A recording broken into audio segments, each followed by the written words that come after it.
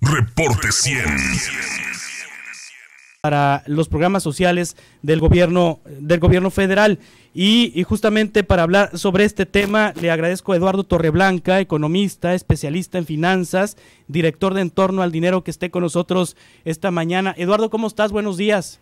Gracias, Juan Carlos, gusto en saludarte, buenos días y buenos días a tu auditorio. Sí, hoy se vota en lo general, luego las reservas, que son como 2,000 reservas, estarán atorados ahí, pero ni una va a pasar, los van a mayoritear de todas maneras. El paquete queda tal y como lo mandó el Ejecutivo, los ingresos y los egresos. En su primera impresión de este paquete económico, que seguramente va a quedar así, Eduardo. Pues me parece que sigue la línea de sensatez en la ortodoxia en el manejo presupuestal, cosa que me parece que es sana, mantiene ciertamente su compromiso, que es el fundamental en su gobierno, de atender algunas áreas fundamentales de compromiso social, que particularmente la de adultos mayores. Me parece que también es necesario que se mantenga esa vocación social del actual gobierno, y lo que podría yo agregar sería quizá que peca de un poco optimista, tomando en cuenta que por cuestiones internacionales se prevé, así lo hacen prácticamente en todo el mundo los economistas que atienden las dinámicas globales, se prevé que para el año entrante haya en Estados Unidos en algún momento recesión económica. Una recesión económica es un crecimiento negativo, es decir, una contracción de la actividad económica. Va a ser ligera, no va a ser muy profunda, o sea, no va a ser como resultó el 2020, que fue una recesión generalizada en el mundo y sobre todo muy profunda, porque paralizó las actividades económicas en prácticamente toda la Tierra en distintos momentos. No va a ser de esas características, será mucho más leve y va a ser con poca duración en el tiempo, es decir, seguramente durará menos de un año, pero va a haber una recesión, y esa recesión de nuestro principal socio comercial implica consecuencias para la economía mexicana, porque implica menor demanda de productos y servicios de nuestros principales socios, y eso indudablemente va a tener un efecto sobre nuestro desempeño económico, y seguramente también tendremos una desaceleración. Y si Estados Unidos entra en una recesión, seguramente nosotros también tendremos un crecimiento de signo negativo, ligero, pero también de signo negativo, y en ese sentido puede ser que las variables que considera el gobierno como fundamentales y básicas para el ejercicio presupuestal del año entrante no se cumplan, y eso exigirá algunas estrategias de respuesta. Sí, Eduardo, un año complicado el que viene significa entonces que el gobierno mexicano tendría menos ingresos y no, a lo mejor, pues no le va a alcanzar lo que presupuestó. De hecho, está presupuestando por arriba con un déficit de ingresos, y esta situación económica que nos describes. El viernes pasado hubo una reforma a la Ley Federal de Presupuesto y Responsabilidad Hacendaria que aprobaron los diputados de Morena y sus aliados, triangular recursos al Fondo de Estabilización de Ingresos Presupuestarios y completar así el gasto cuando no se alcancen las metas de recaudación. Con la recesión que viene el próximo año, seguramente las metas de recaudación no se van a alcanzar, y esta reforma permitiría llevar recursos al gobierno de este Fondo de Estabilización de Ingresos Presupuestarios, y se especuló de que tocarían reservas del ISSSTE y del IMSS, de las pensiones.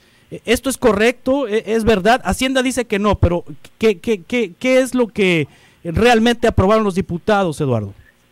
Lo que están haciendo los diputados es anticipan la probabilidad de que se requieran más recursos, tomando en cuenta que el año entrante puede no ser un buen año en materia económica por los factores que hemos mencionado.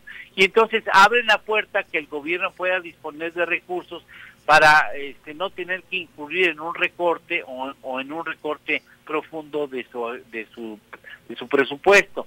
Entonces, inicialmente se alertó de que esa puerta que abrieron los legisladores morenistas y aliados, habría la posibilidad de que el gobierno dispusiera de fondos a los que ya has hecho referencia.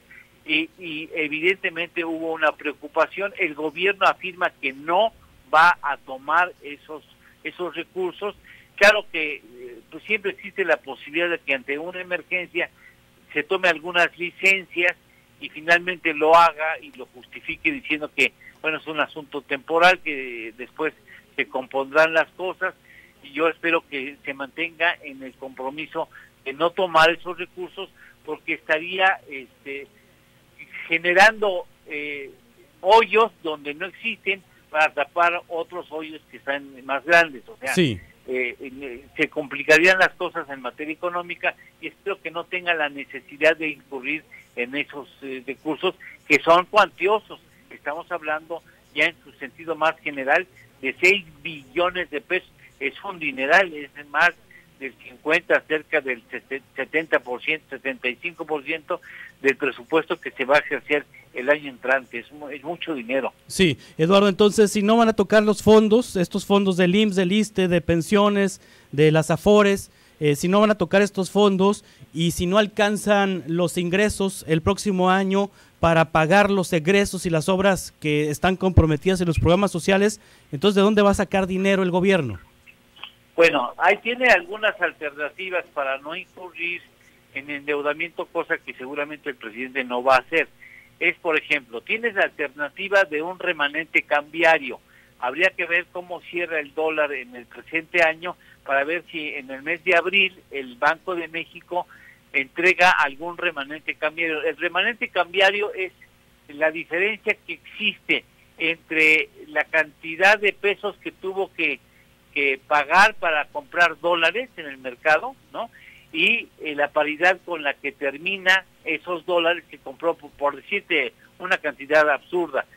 Compró dólares en 19 pesos y a final del año terminó la paridad en 22 pesos por dólar, ¿no? Estoy inventando las cifras. Entonces, lo que hace el gobierno es decir que tuvo una utilidad cambiaria, porque compró el dólar más barato y acabó estando finalizando el año más caro. Esa diferencia en la compra y venta de dólares, eso lo va a transferir o lo tiene que transferir por ley, gran parte de eso, al gobierno federal. El gobierno federal lo puede utilizar para dos cuestiones específicas: o paga deuda con eso o lo traslada a obras de infraestructura.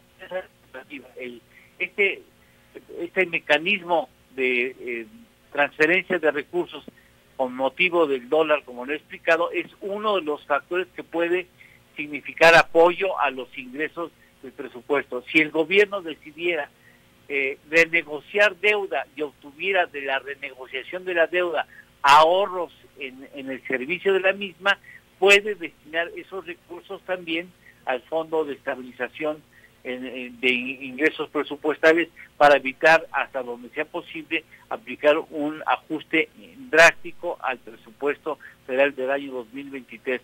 O sea, sí tiene algunos recursos no muy cuantiosos o no muchos en cantidad, pero sí podría tener la posibilidad de hacer de algunos recursos. Y si no fuera así, pues tiene la posibilidad de meterle la mano a esos recursos, aunque haya dicho que pues siempre no lo iba a hacer, ¿no? Sí. Eduardo Torreblanca, muchas gracias por explicarnos esto que está pasando con el presupuesto y con la economía. Gusto en saludarte, Juan Carlos. Buen día. Reporte 100.